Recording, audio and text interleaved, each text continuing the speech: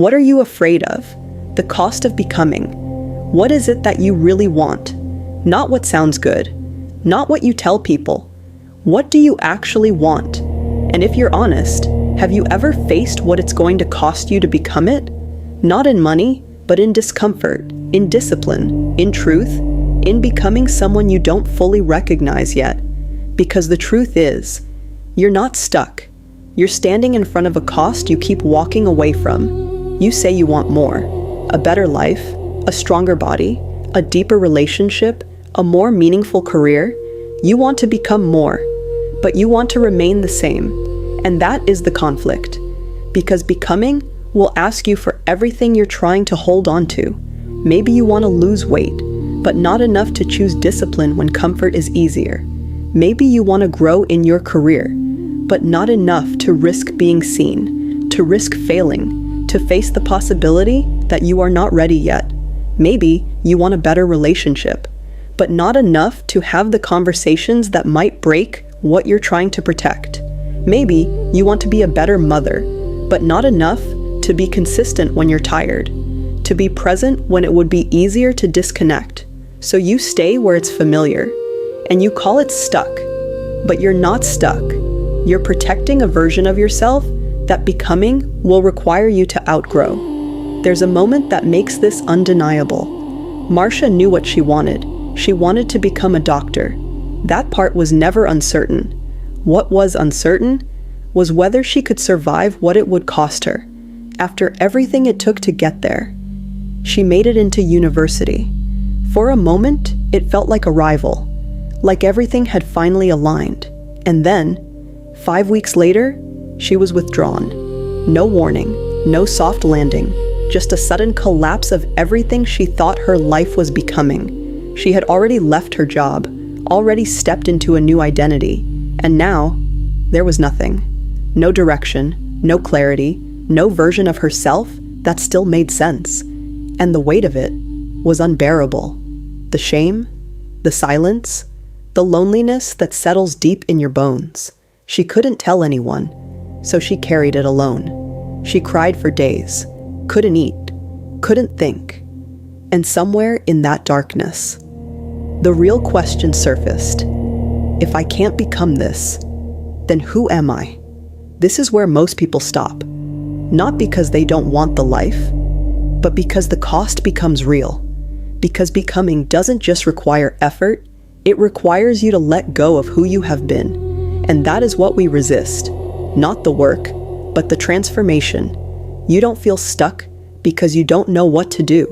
You feel stuck because doing it will change you. And somewhere inside you, you already know that. You already know what this will take. And here's the truth most people avoid. You're not afraid of failing. You're afraid of who you'll have to become if you succeed. Everything begins to shift the moment you stop negotiating with that truth. Marsia reached that point. Not when she felt ready, not when the pain disappeared, but when she realized staying the same was costing her more than becoming ever would. So she made a decision.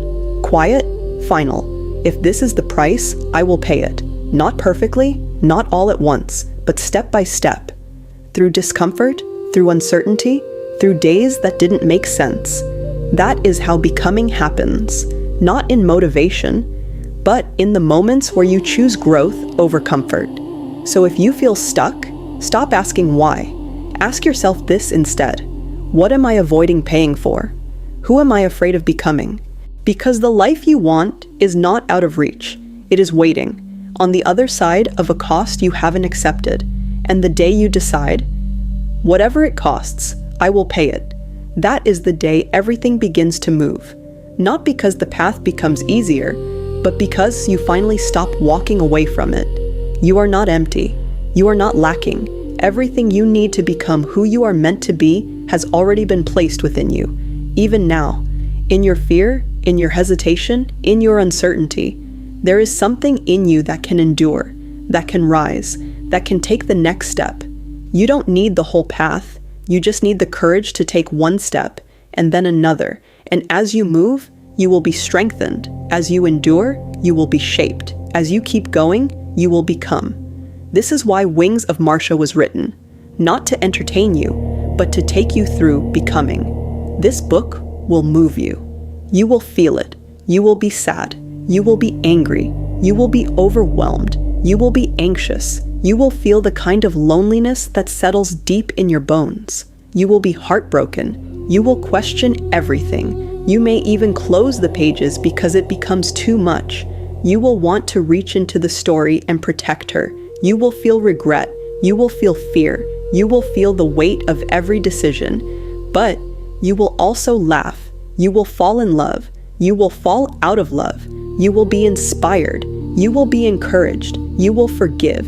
You will grow. You will begin to understand. And somewhere along the way, you will see yourself. Because every emotion a woman can feel lives inside this story. It is not easy. It is not comfortable, but it is real. And in the end, you will not leave it the same. You will be stronger. You will be clearer. You will be becoming. If you are ready for that kind of truth, you can explore Wings of Marsia. This is a space where we become, where we walk alongside one another, not in perfection, but in truth.